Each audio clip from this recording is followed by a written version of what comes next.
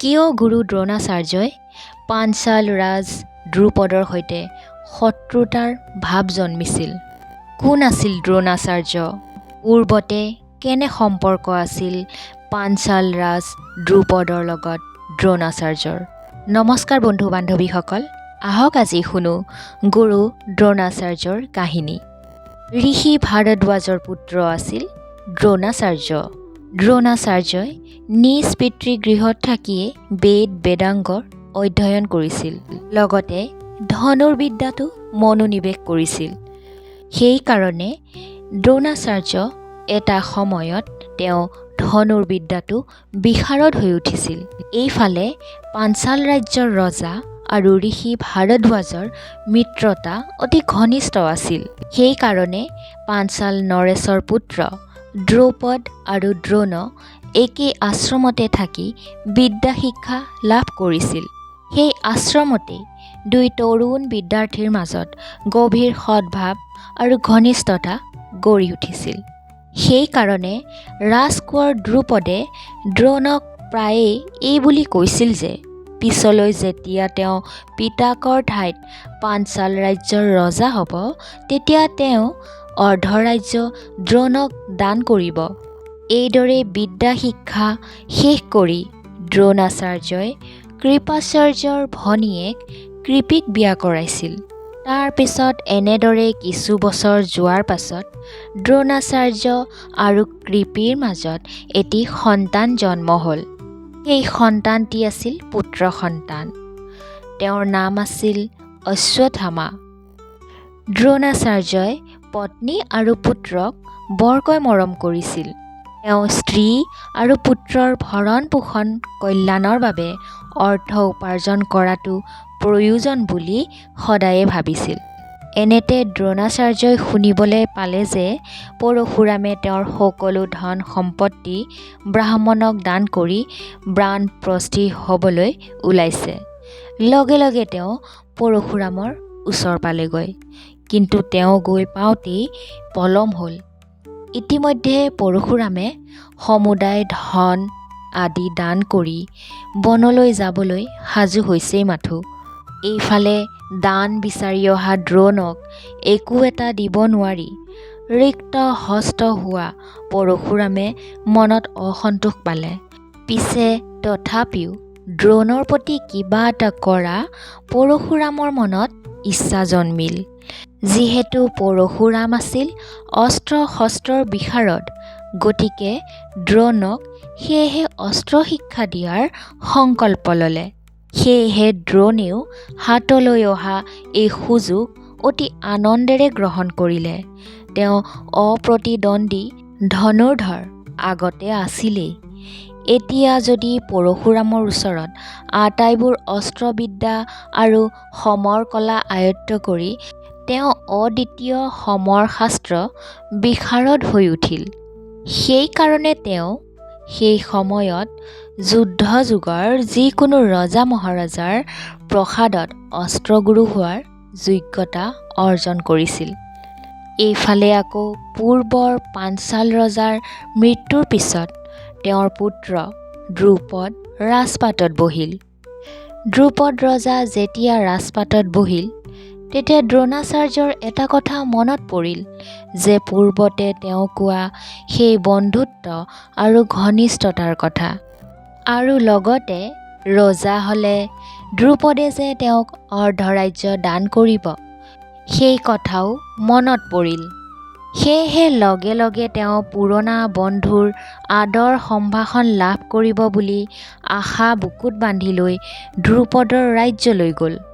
কিন্তু তেতিয়া তেওঁ দেখে যে তেওঁৰ সেই বন্ধুৰ আমূল পৰিৱৰ্তন। এতিয়া ৰজা দ্ৰুপদ তেওঁৰ পুৰণা মিত্ৰ দ্ৰুপদ হৈ থকা নাই। প্ৰসাদলৈ গৈ সহপাঠী বন্ধু বুলি চিনাকি দিয়াৰ পাছতো দ্ৰুপদ আনন্দত অভিভূত হোৱা দূৰৰ কথা, তেওঁ অবাঞ্ছিত ব্যক্তি এজনৰ মৰাশ বুলিহে ভাবিলে। ধন সম্পদ আৰু ক্ষমতাৰ ৰাগিত মতলীয়া হোৱা দ্ৰুপদে ভ্ৰুকুটি কৰি দ্ৰোণক ক'লে, হেৰা টুকুনা ব্ৰাহ্মণ, মোক ঘনিষ্ঠ বন্ধু বুলি সম্বোধন কৰিবলৈ তুমি ইমান সাহস ক'ত পালা? ৰাজসিংহাসনত আৰোহণ কৰা এজন ৰজা আৰু অলৌ-তলৌকৈ ভিক্ষা খুজি ফুৰা ক'ৰ এজন ব্ৰাহ্মণ আমাৰ মাজত বন্ধুত্ব হ'ব পাৰেনে? সামান্য পুৰণা চিনাকিৰ এটালৈ ৰজা এজনৰ ওচৰলৈ আহি বন্ধু বুলি সম্বোধন কৰি ঔদ্ধত্যৰ পৰিচয় দিয়া তুমি এজন মহামূৰ্খ, ডাল দৰিদ্ৰ, ভিকহু আৰু বিত্তবান, জধামূৰ্খ আৰু বিদ্বান, অথবা ভীৰু কাপুৰুষ আৰু বীৰৰ মাজত বন্ধুত্ব হ'ব পাৰে জানো? ক'ত দেখিছা তুমি এনে বন্ধুত্ব? বন্ধুত্ব সদায় সমান সমান লোকৰ মাজত হয়। এইদৰে দ্ৰৌপদে দ্ৰোণাচাৰ্যক বহুতো কটু বাক্য শুনাইছিল। লগতে দ্ৰৌপদে ক'বলৈ ধৰিলে যে ক'ৰ পথৰ ভিখাৰী এজন ৰাজ্যৰ অধীশ্বৰৰ এজন বন্ধু হ'বলৈ আহে, তুৰন্তে আঁতৰ হ। দ্ৰৌপদে দ্ৰোণক এনেকৈ দুৰ্ব্যৱহাৰ কৰি ৰাজপ্ৰসাদৰ পৰা বাহিৰ কৰি দিলে। কাণত বাল্যবন্ধু দ্ৰুপদৰ অকথ্য তিতা মাত আৰু অন্তৰত ক্ৰোধৰ বহনি লৈ দ্ৰোণ তাৰ পৰা ওলাই আহিল। সেয়েহে দাম্ভিক, কৃতঘ্ন, মিত্ৰদ্ৰোহী দ্ৰৌপদৰ ব্যৱহাৰত দ্ৰোণে মৰ্মান্তিক আঘাত পালে। দ্ৰৌপদৰ ওপৰত পুতক তুলিবলৈ তেওঁ মনে মনে প্ৰতিজ্ঞা কৰিলে। তাৰ পিছত দ্ৰোণাচাৰ্যই কিছু ধন সোণ অৰ্জন কৰাৰ উদ্দেশ্যে কামৰ সন্ধানত হস্তিনাপুৰ ৰাজ্যলৈ গ'ল। হস্তিনাপুৰলৈ গৈ তেওঁৰ পত্নী কৃপিৰ ককায়েক কৃপাচাৰ্যৰ ঘৰত দুদিনমান জিৰণি লৈ থাকিলগৈ। এনেদৰে এদিনাখন হস্তিনাপুৰৰ ৰাজকুমাৰসকলে নগৰৰ প্ৰান্তত ধূপ খেল খেলি আছিল।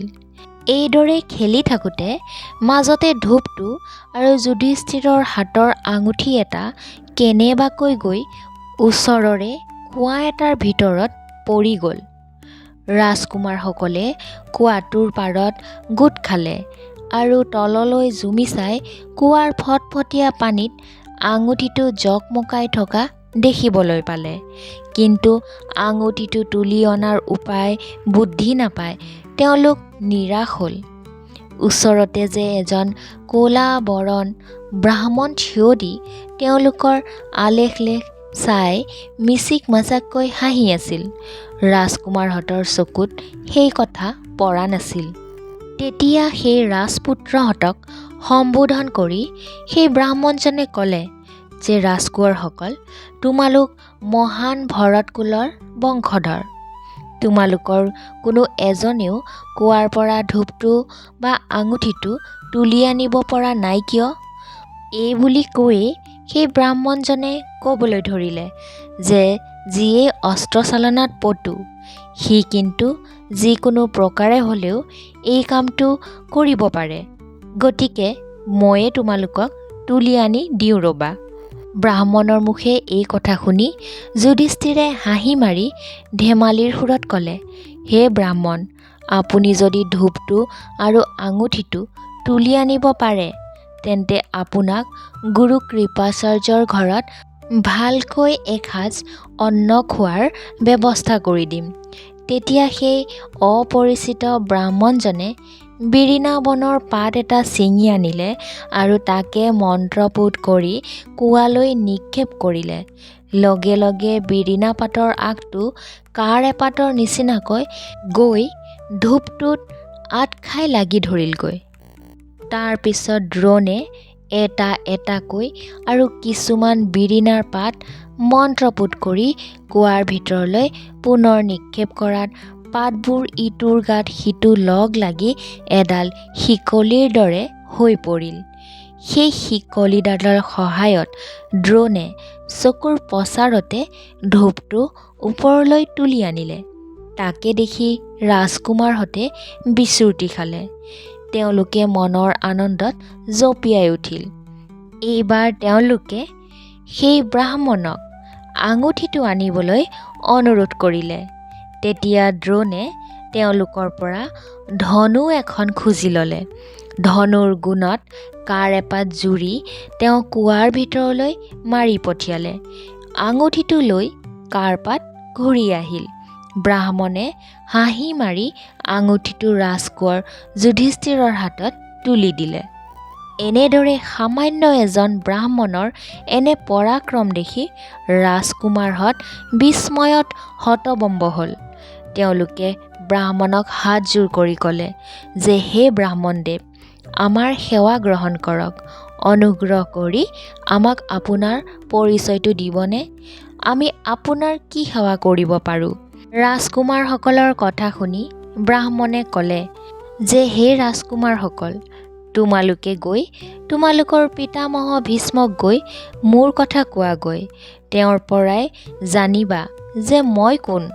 এইদৰে ৰাজকুমাৰসকলৰ মুখে ব্ৰাহ্মণৰ সকলো কথা আৰু কাণ্ড শুনি পিতামহ ভীষ্মৰ বুজিবলৈ আৰু বাকী নাথাকিল যে এই ব্ৰাহ্মণ জগত বিখ্যাত অস্ত্ৰ বিশাৰদ আৰু ধনুৰ্ধৰ দ্ৰোণৰ বাহিৰে আন কোনো নহয়।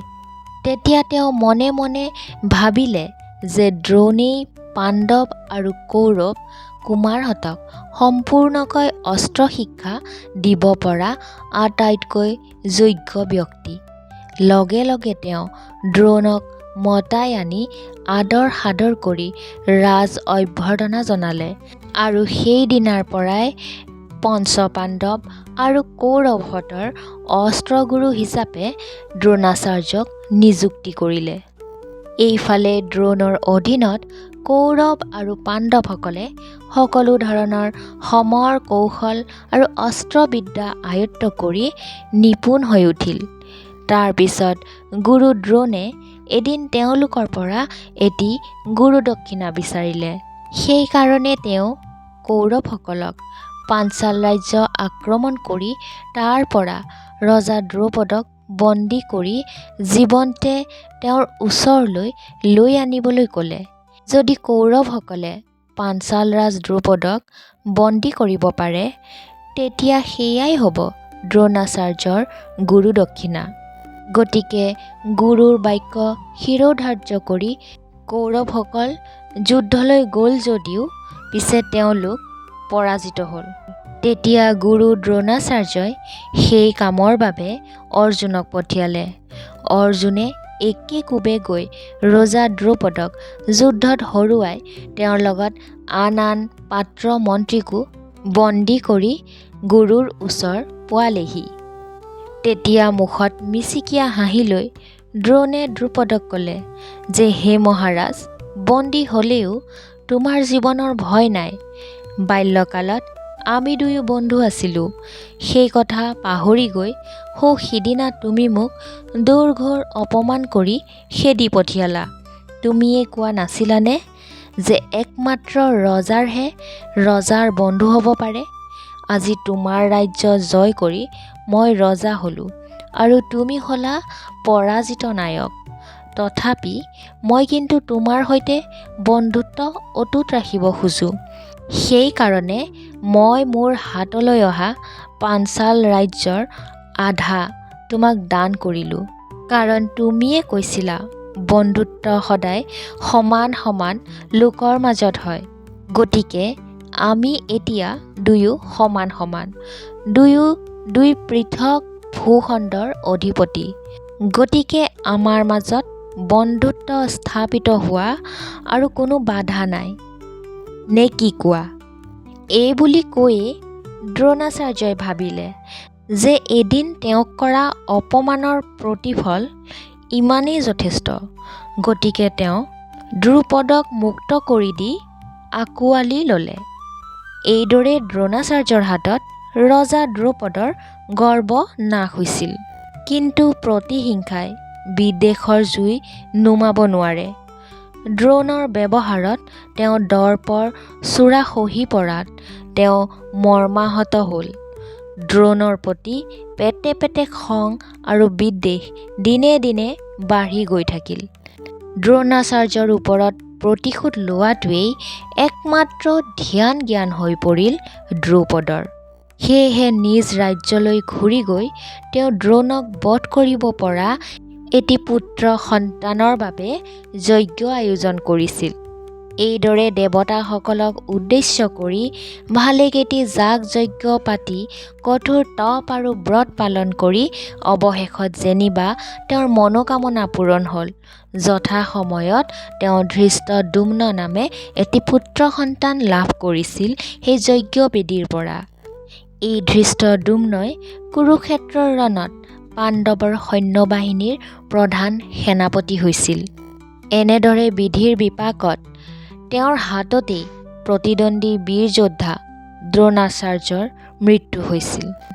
বন্ধু বান্ধৱীসকল, আজিৰ কাহিনীটো ইমানখিনি আছিল।